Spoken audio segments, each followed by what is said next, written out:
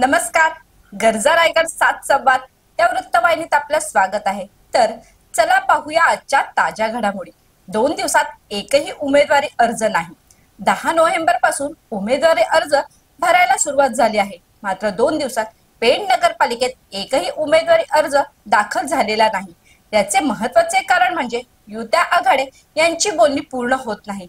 कालपर्यंत भाजप राष्ट्रवादी एकत्र येतील असं वाटत असतानाच त्यांची बोलणी फिसकटल्याचे समजते.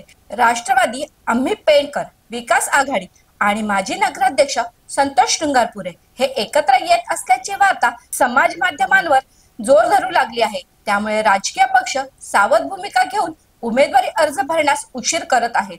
मनसे, उभाठा आणि शेकाप स्वतंत्र लढण्याच्या तयारीत आहेत, परंतु त्यांच्यापैकी कोणीही 2 दिवसात आपला उमेदवारी अर्ज भरलेला नाही. एकंदरीत उमेदवारी अर्ज न भरण्याचे हेच कारण आहे की प्रत्येक जण सावध पवित्रा घेत आहे. तर अशाच अनेक ताज्या घडामोडी पाहण्यासाठी गरजा रायगड 7 संवाद या वृत्तवाहिनीला सबस्क्राईब करून बेल आयकॉनवरती क्लिक करा. धन्यवाद.